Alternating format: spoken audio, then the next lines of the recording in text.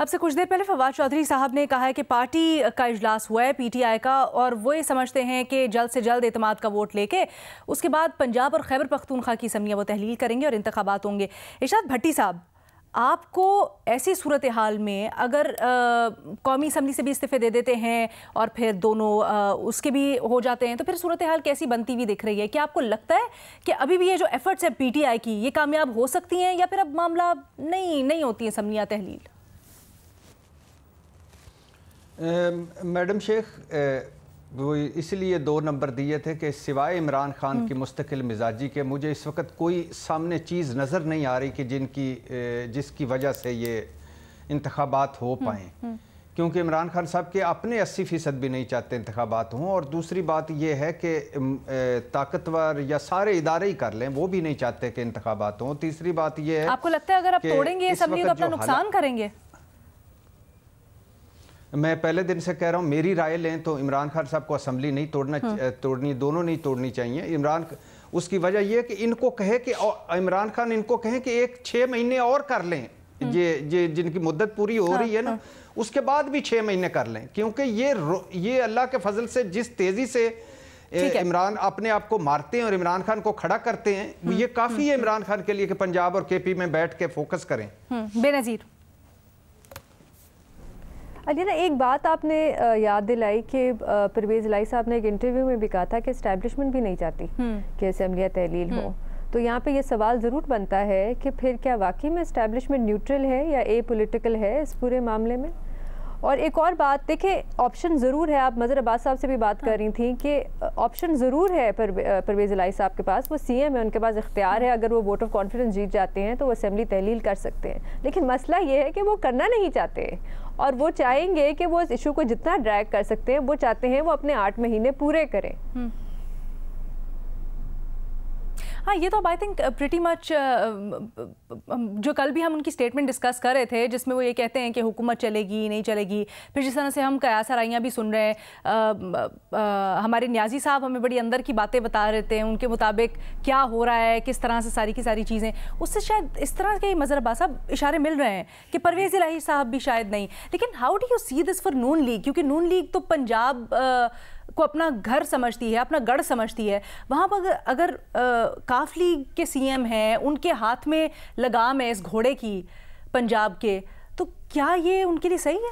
देखिए, पीएमएल-क्यू तो अपना मुस्तकबिल पीटीआई में देख रही है। हाँ। इसलिए चौधरी परवेज़ इलाही ना भी चाहें तो वो ही करेंगे जो इमरान खान कहेंगे। बाकी टैक्टिक्स अपनी जगह होती हैं। देखिए, अगर 11 तारीख को वोट ऑफ कॉन्फिडेंस ले लेते हैं और लाहौर हाई कोर्ट का कोई फैसला आ भी जाता है, उसके बाद असेंबली डिसॉल्व हो जाती है, तहलील हो जाती है, उसके बाद भी कोई 15 दिन लगेंगे जब आप ये फैसला करेंगे कि इंटरम सेटअप कैसे बनेगा, क्योंकि एक प्रोसेस उसका शुरू होगा। तो ये जनवरी के एंड तक बात चली जाएगी। जब जनवरी के एंड तक बात चली जाएगी तो कैसे मार्च में इलेक्शन पॉसिबल है? लिहाजा और अप्रैल में, मैंने फिर कहा कि अप्रैल में तो अगर ये सब कुछ, लेकिन वो पंजाब असेंबली और खैबर पख्तूनख्वा असेंबली में फिर इलेक्शन करवा सकते हैं। आम इंतखाबात, मुल्क में आम इंतखाबात के इम्कानात बहुत कम हैं। मुस्लिम लीग नून को इस वक्त मुसलसल वो इस तरह की टैक्टिक्स करके मुस्लिम लीग नून लूज कर रही है, पॉलिटिकली लूज कर रही है। वो जितनी रुकावट बनेंगे, उस रुकावट में जितनी उनको शिकस्त होगी, उनका पॉलिटिकल इमेज उतना ही खराब होगा। मुस्लिम लीग नून पंजाब की दावा करती है और है भी सबसे बड़ी जमात। तो अगर सबसे बड़ी जमात इलेक्शन से राय फरार इख्तियार करेगी तो इसका मतलब ये है कि वो कहीं ना कहीं ये फील कर रहे हैं कि अगर इस वक्त मार्च अप्रैल में इलेक्शन हो जाते हैं तो उन्हें नुकसान होगा, वो हार सकते हैं इलेक्शन। नवाज शरीफ और मरियम नवाज आप जो बात कर रहे हैं ना कि इलेक्शंस दोनों असम्बलियों के भी हो सकते हैं, जितनी सीट्स खाली हों उसके ऊपर, तब भी तो पीटीआई का नुकसान है ना। अगर सियासी तौर पर देखें, अगर आम इंतखाबात नहीं हो रहे, फिर वो इन चंद सीटों के ऊपर जब सेटअप पीछे किसी क्या कर लेंगे? नहीं अली ना, ऐसा नहीं है। पंजाब असेंबली और खैबर पख्तूनख्वा में तो आम इंतखाबात होंगे।